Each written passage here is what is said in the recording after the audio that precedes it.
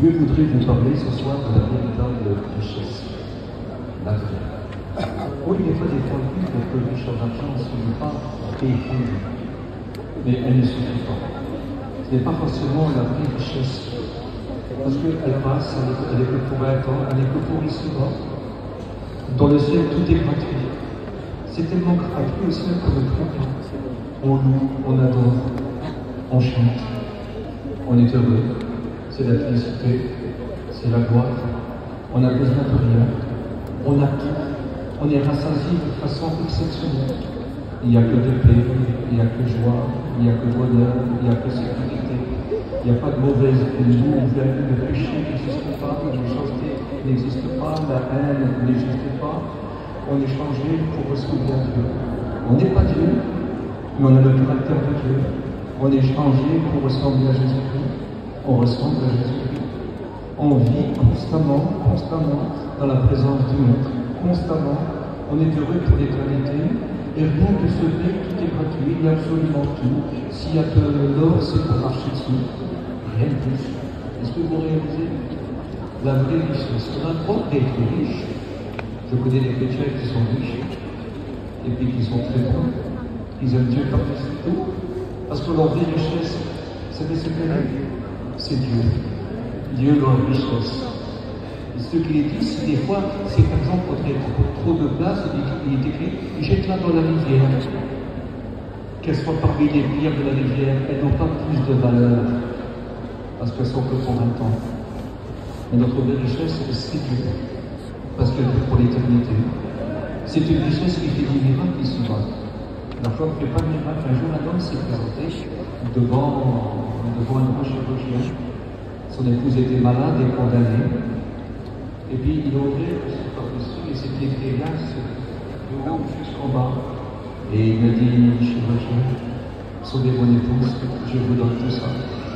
Et puis elle a répondu, alors vous êtes à la mauvaise adresse.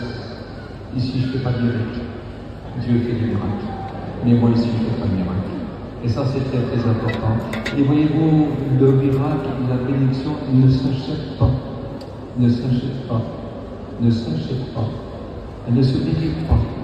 Ce sont les imméritants, ceux qui ne méritent rien, qui peuvent venir à lui demander pardon, confesser leurs fautes, se jeter à ses genoux, nous ouvrir le cœur pour qu'il remplisse leur cœur de son amour et qu'il les apprend à les aimer. Parce que l'amour qu'il nous donne est capable de l'aimer comme il voudrait que nous l'aimons. Est-ce que vous réalisez? Dieu donne ce qu'il leur donne. Quand il exige quelque chose, il nous le donne. Dieu ne dit merci à personne. Il ne dit merci. Par contre, il récompense ton amour et ta fidélité. Ça, il ne la récompense pas. Écoutez, on a le droit d'être pauvre aussi. Ce n'est pas défendu d'être pauvre aussi. On a le droit même d'être très pauvre. On a même le droit d'être un clochard. Et puis vivre sous un pont sur un carton. On a le droit. Ce n'est pas un péché. Si Dieu est votre richesse, si Dieu est avec vous, si vous aimez Dieu véritablement, on peut avoir une sorte de vie, parce que quand on devient chrétien, on est un sacerdoce pour Dieu. Quand on est un véritable chrétien, on est la lumière du monde. Un roi sait parler à un roi, un prince sait parler à un prince. Un grand entrepreneur sait parler au niveau des entreprises. Un grand marchand sur la terre sait ce qu'il faut dire à d'autres marchands. Quand on est chrétien, on peut parler à tous. On est lumière pour chacun. Chacun a le champ que Dieu lui donnera où il portera sa lumière. Aucune importance. Un endroit où Dieu le mettra dans une vie sociale que Dieu le mettra. Aucune importance. Que la vie soit élevée ici-bas ou qu'elle soit basse. Aucune importance. Dieu est notre richesse. C'est-à-dire que le miracle nous accompagne.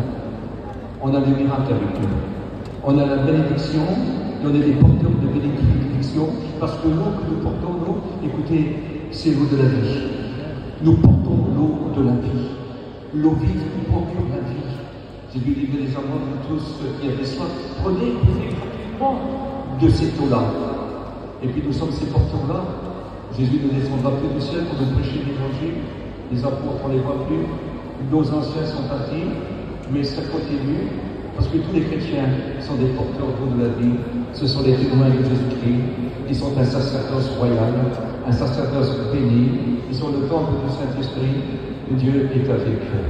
Et ça, c'est formidable d'avoir Dieu avec nous. Parce que le vrai bonheur, la véritable joie, écoutez, elle ne se trouve pas à l'extérieur. Je connais des gens très riches et d'autres aussi qui sont très pauvres et qui vivent dans un désespoir terrible, terrible, terrible. Par contre, j'ai rencontré des riches comme des pauvres qui aimaient Dieu tendrement. Et ils avaient une paix, ils avaient une joie. Parce que vous savez, la paix, la joie, écoutez, n'a rien à voir avec la poche, qu'elle soit vide ou pleine.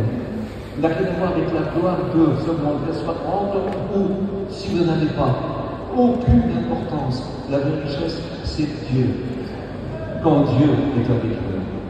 Écoutez, c'est une richesse d'amour et de fidélité, car Dieu est en nous.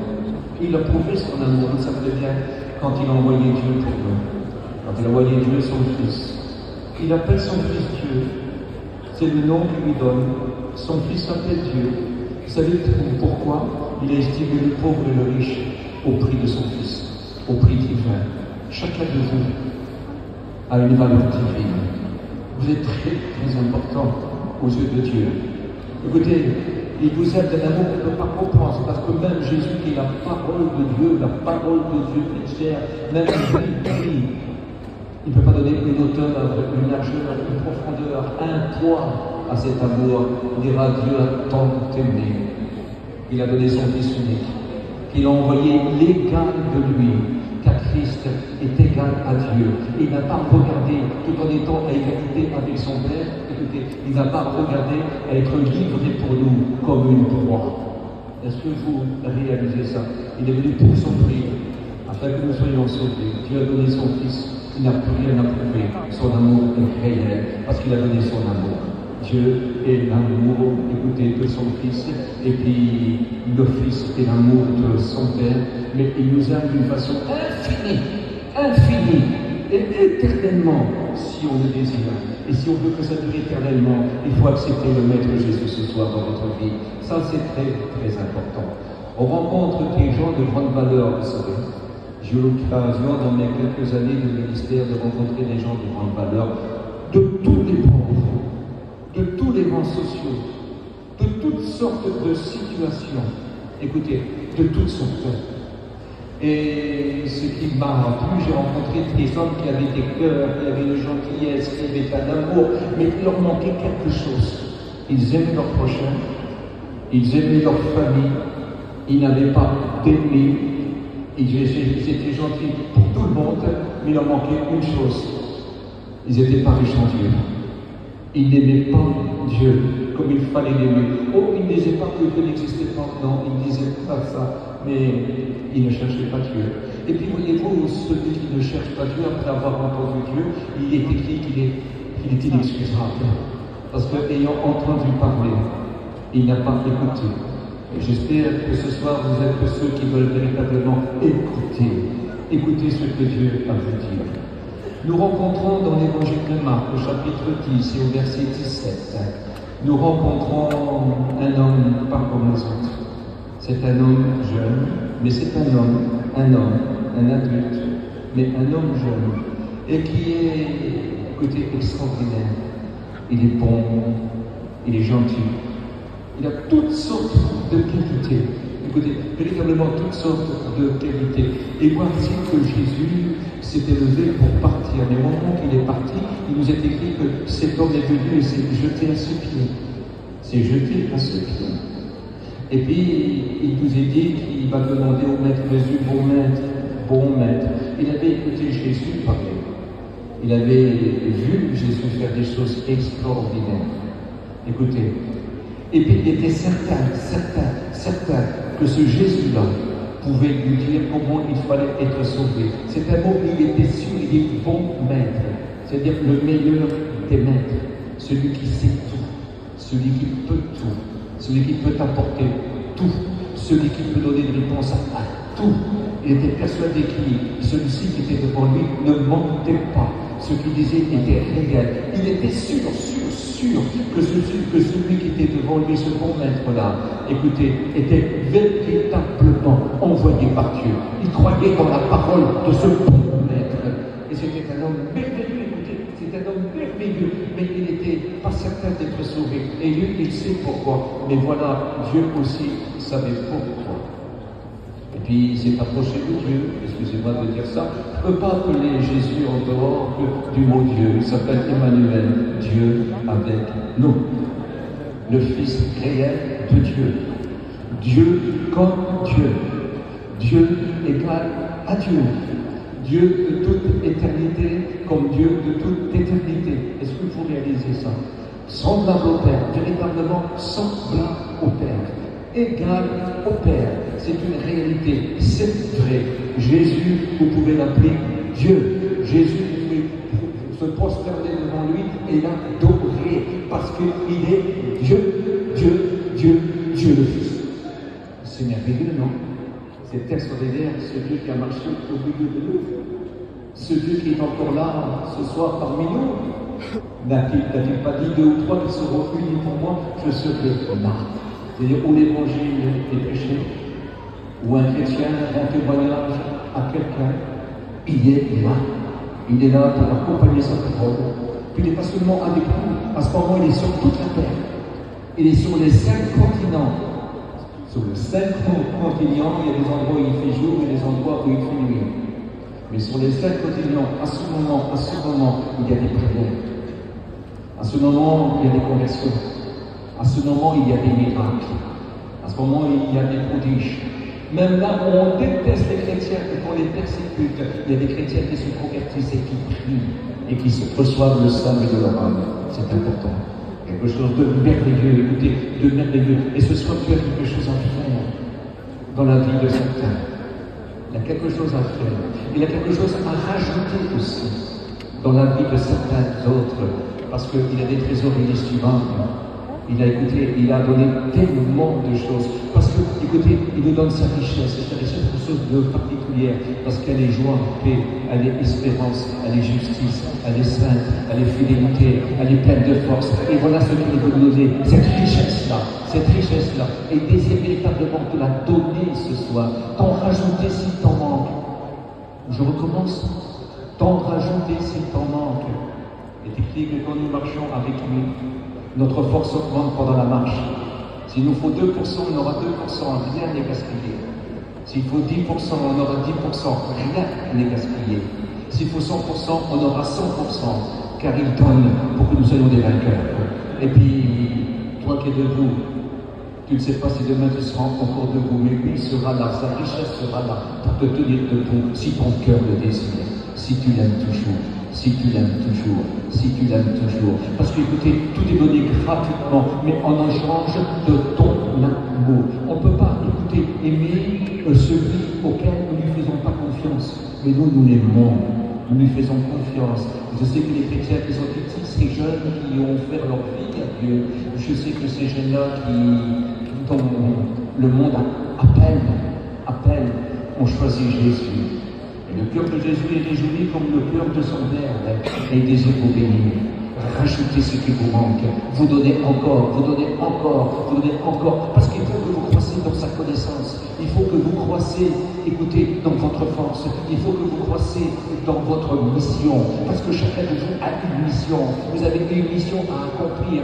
Vous êtes seuls et témoins de la terre. Vous avez, écoutez, une mission à accomplir dans vos foyers. Écoutez, vous avez une mission à accomplir chez vos parents, chez vos amis, et même chez vos ennemis, chez ceux qui ne vous aiment pas, à montrer l'amour de Dieu, et la fidélité de Dieu, et la richesse de Dieu, la gloire de Dieu. Dieu est plein de bonté, il voudrait tellement écouter. On est devenu vieux et puis on ne sait pas combien il nous reste, on essaie de rattraper le temps qu'on aurait pu perdre dans notre ministère. On voudrait tellement faire mieux et continuer jusqu'à la fin, être fidèle jusqu'à la mort. Pourquoi? Parce qu'il a promis que c'est possible. Il dit, sois fidèle jusqu'à la mort, je te donnerai la couronne de vie. Ça, vous savez, ce n'est pas un ordre. Hein? Non. Il te le donne. Il donne ce qui l'ordonne. Sans lui, tu ne peux rien faire. Mais avec lui, tu peux être fidèle jusqu'à la mort. Même si tu n'as plus de force, avec la petite force qui te resterait là, parce que tu serais tellement vieux et tellement faible. Écoute, avec cette petite force-là, il peut faire des miracles encore. Il peut faire des choses grandes. Il multiplie ta force. Dans ta faiblesse, tu lui fais confiance. S'il est ta richesse, écoutez, c'est une richesse infinie en force. En force. Il est tout puissant. Il n'est jamais au bout de sa force. Il est toujours plus. Il est toujours plus. Il est toujours plus. Car Dieu est toujours plus. Car Dieu est toujours plus. Car Dieu est toujours plus. Et il peut donner toujours plus. Et il désire te donner toujours plus. Je peux lui faire confiance. Je sais que jusqu'à la mort, je peux lui être fidèle. Que Dieu soit béni. S'il est ma richesse et s'il garde ma richesse. Et ça, c'est très, très important. Alors, voyez-vous, ce jeune homme, il va se jeter au pied du maître. Il va lui dire, bon maître, que dois-je faire pour hériter la vie éternelle?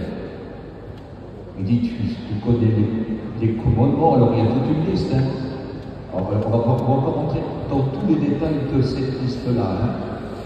Mais il faut aimer. Il faut être bon. Il faut honorer les parents. Il ne faut pas faire de fautes et moyage. Et je rentre. Écoutez, il y a des péchés que je n'aime pas nommer. Mais tout simplement, il va répondre au maître, mais je fais ça depuis ma jeunesse. C'est vrai. C'est vrai. Il a appliqué sa vie à ça. Il avait une croyance en Dieu, mais croire et connaître, c'est différent. Il connaissait autre chose qui prenait beaucoup de place pour sa vie. On s'était honnête, il n'était pas malhonnête, il n'était pas voleur, il n'était pas escroqueur. Non, ce n'est pas ça. Non. Mais c'était, écoutez, amouraché de son argent d'une façon particulière. Et le Seigneur dit, pourquoi tu m'appelles bon? Il n'y a que Dieu qui est bon. Et lui, il sait que celui-là qui est devant lui est un envoyé de Dieu, et certainement Dieu, parce qu'il n'y a que Dieu qui peut te dire comment tu peux être sauvé, parce que c'est lui qui sauve. Il peut dire simplement, viens à moi, et suis-moi, et je te ferai un trésor dans le ciel. Ce que je voudrais essayer de vous faire comprendre, tu m'as demandé ce qu'il faut faire pour être sauvé, pour hériter la vie éternelle. Je vais dire en gros pour que vous compreniez, tu es tellement attaché à ton argent. C'est pas moi le meilleur, c'est pas moi le bon jusqu'alors pour toi.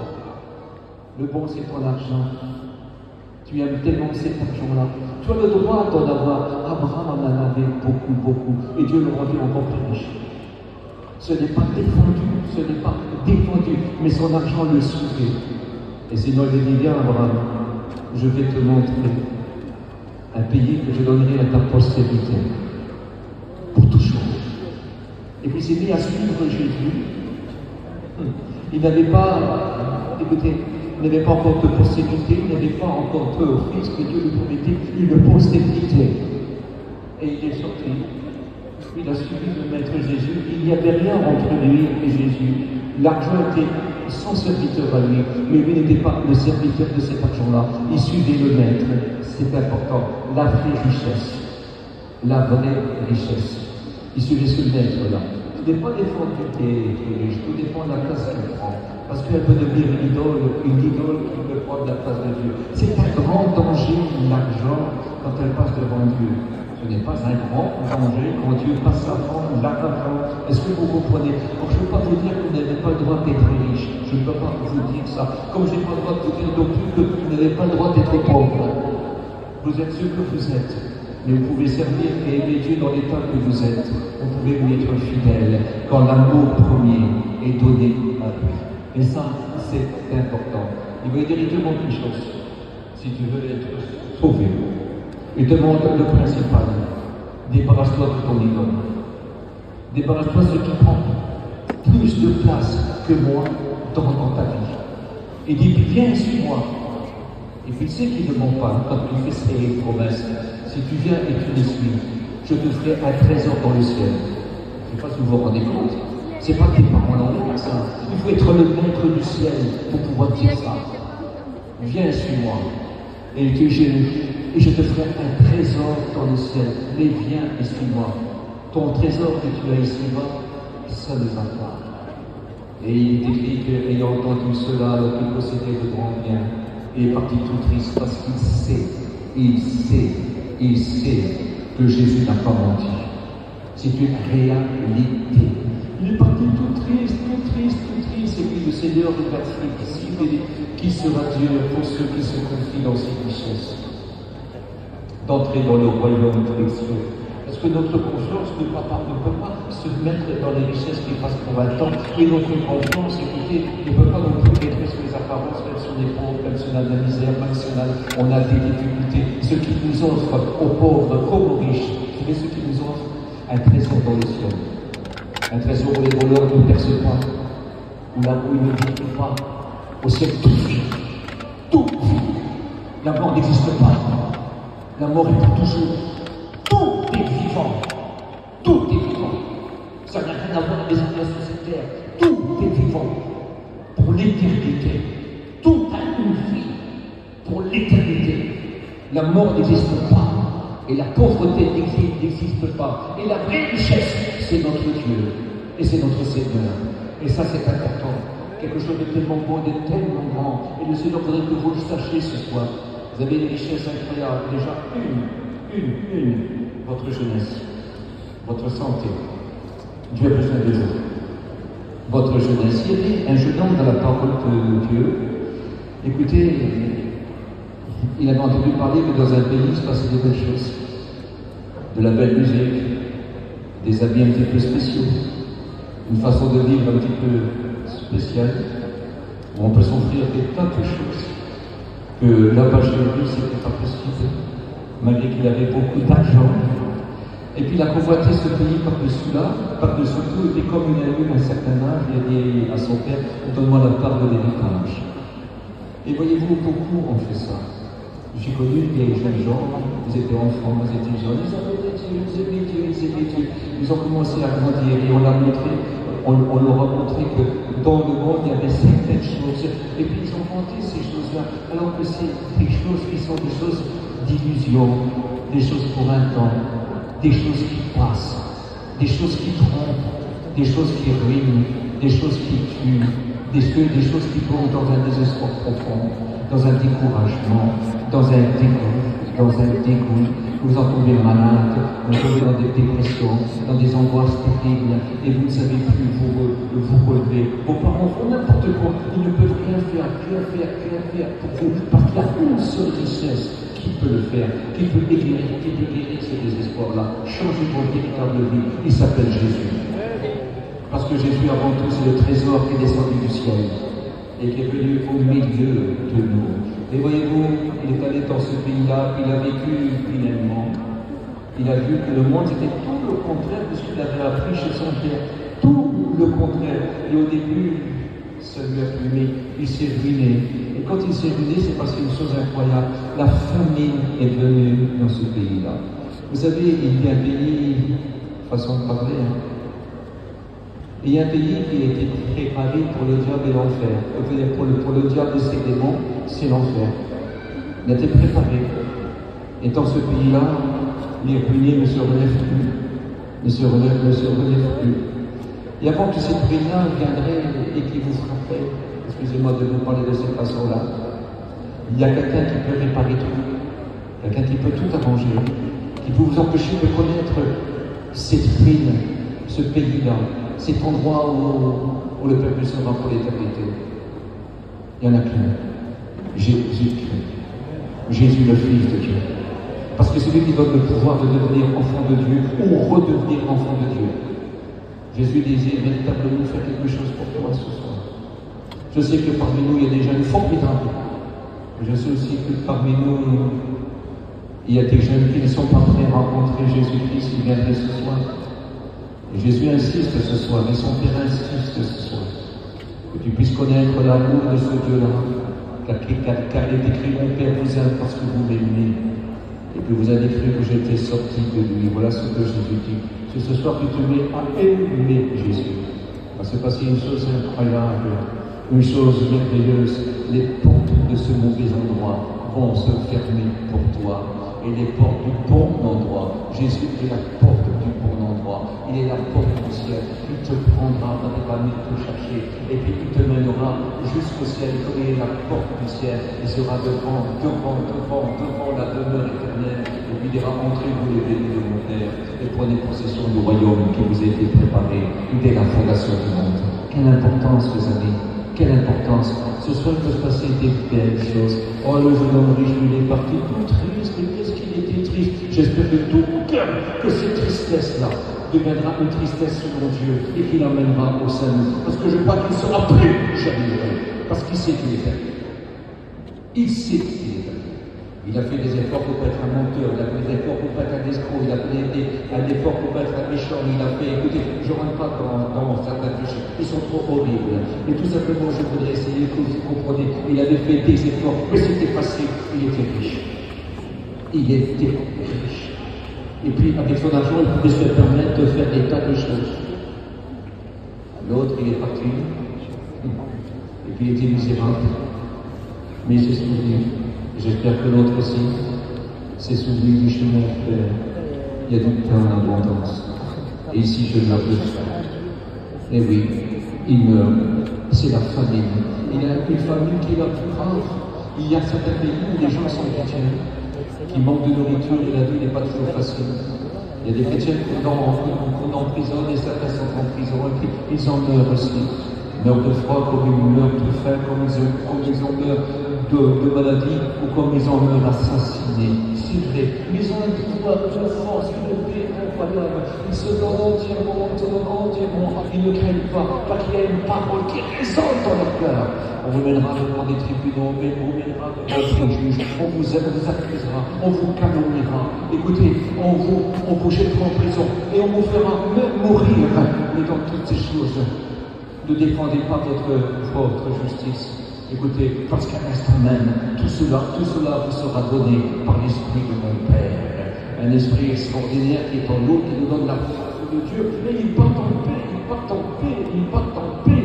Vous savez que ceux qui mouraient pour le Maître Jésus devant leur bourreau, devant ceux qui les condamnaient, ils disaient, écoutez, nous ne craignons rien. Nous allons prier pour vous, parce que nous craignons pour vous. Quelle différence. Ils partaient avec une paix, se réjouissant d'une façon particulière, parce qu'il a fait le peuple de Dieu, car tout est possible à Dieu. Même de rester fidèle dans les choses les plus pires, même de rester, écoutez, joyeux dans les choses les plus difficiles. Je vous promets, devant les épreuves les plus grandes, les plus inexplicables, remplies de paix, remplies de joie, remplies de force, parce que Dieu donne ce qu'il leur donne, parce qu'il sait qu'ils sont liés, ne peuvent rien faire, et encore moins ces choses-là. Rien faire. On ne peut rien faire. Et surtout ceux qui sont éloignés de lui ne peuvent rien faire. Mais ceux qui sont attachés à lui, ils peuvent tout faire. Tout est possible. Tout est possible à celui qui croit, celui qui le connaît, celui qui l'aime profondément. Nous demandons une seule chose. Nous demandons simplement de se repentir, de demander pardon.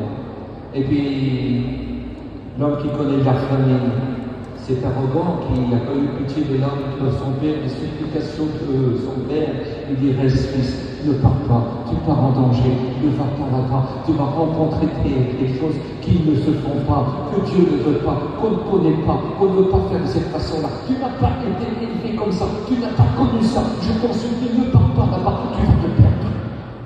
Et là, il s'est rappelé son père. Il dit, je vais aller chez mon père.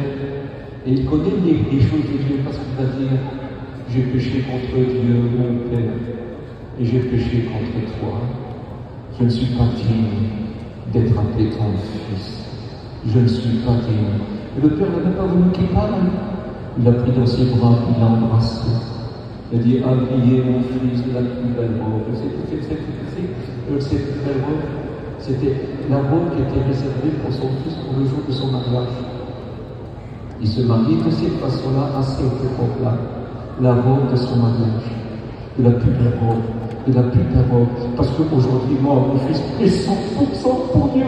Un mariage, une union parfaite, une intimité parfaite, une consécration parfaite. Il va dire, mettez un anneau au doigt de mon fils, et l'anneau est un sceau. C'est un sceau. Et quand on est chrétien, on a un sceau. Parce que quand on va commencer à prier, faire écouter les plus grandes commissions, les plus grandes courses, la course au miracle, les commissions des miracles. Écoutez, au nom de Jésus, le saut, au nom de Jésus, les miracles sont arrivés. Il fait des choses exceptionnelles. Et mettez-lui au pied les sandales, parce qu'il est fils, Et ses souliers sont forts, vous savez, ceux qui l'avaient égaré, ceux qui l'avaient trompé, ceux qui avaient pris son cœur, ceux qui avaient fait qu'il ait eu un pécheur devant Dieu, ceux qui l'ont fait qu'il n'a pas honoré son père. Écoutez, ceux qui l'ont fait, il pourra marcher dessus, pour marcher sur toute la puissance de l'ennemi, sur les serpents et sur les scorpions, et rien ne pourra vous nuire. Quelle importance. Et c'est ce que le Seigneur veut faire. C'est ce que le Seigneur veut faire pour toi, dans ta vie. C'est ce que le Seigneur veut refaire pour toi. C'est ce que le Seigneur veut refaire pour toi. Il va dire, reviens infidèle. Je te pardonne. Voilà ce que Dieu dit. Voilà ce qu'il veut faire ce soir dans ta vie. Voilà ce qu'il veut faire pour toi dans ta vie. Et ça, c'est très, très important. Et puis, voyez-vous, je sais que l'autre jeune homme, le premier, je ne sais pas s'il est sauvé, mais s'il aurait pas été vivant et s'il aurait vécu en ce temps-là, j'aurais pu voir. T'as vu ce qu'il t'a dit, Jésus? T'as vu ce qu'il t'a dit? Ne pars pas tout triste. Ne repars pas pauvre. Ce qui fait ta pauvreté, c'est que tu n'es pas riche pour Dieu. Et ce qui t'empêche d'être riche pour Dieu, il veut que tu t'en débarrasses. Il veut que tu préfères à lui que ça. Tu as dit que ta confiance. Tu lui as demandé d'être sauvé. C'est pas comme ça que tu peux être sauvé. Les apôtres entendant tout ce que Jésus a dit, mais ils ont dit, tu peux être sauvé. Il a dit, mais c'est pas possible, mais c'est possible à Dieu, alors que Dieu soit ta richesse. Est-ce que vous réalisez que Dieu soit ta richesse? Tu as le droit d'être riche, tu as le droit d'être pauvre, mais que Dieu soit ta richesse, que Dieu soit tout pour toi, qu'il soit ton premier amour, le plus grand.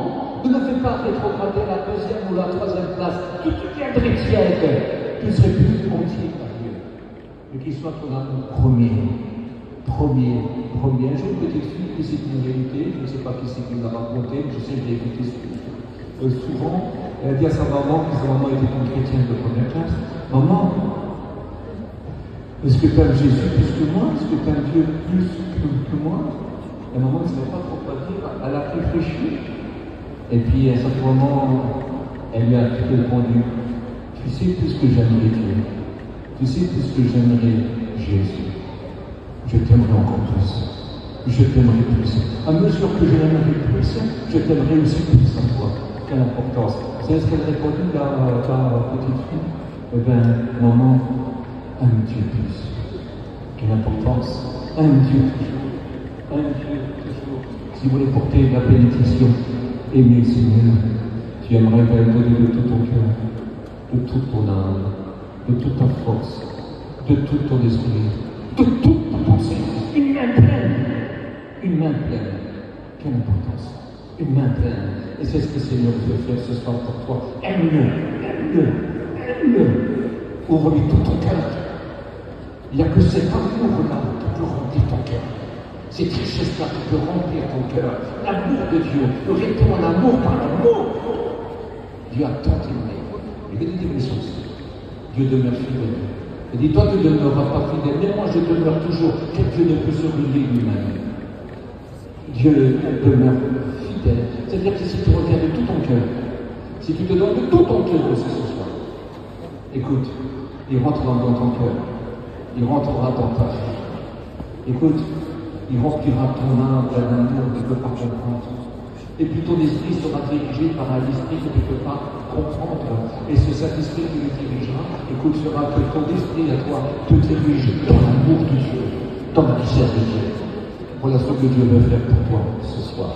Je n'irai pas plus loin. C'est inutile. Mais vous avez compris le message. Dieu vous aime et il veut que vous l'aimiez. Il n'est pas trop tard. Qui que tu sois, pas de péché. Il y a une place pour toi à la croix. Il y a une place pour toi.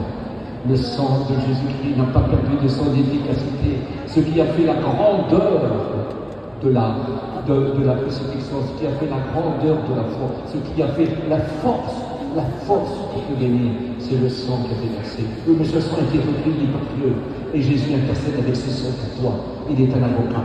Quand il présente ce sang-là, c'est le sang de la victoire, de la purification, le sang du salut. Écoutez, quelle importance. Et il plaide avec son sang. Écoutez, lui, c'est pas militaire qu'il a. Non, il a vécu par amour, il a vaincu par amour.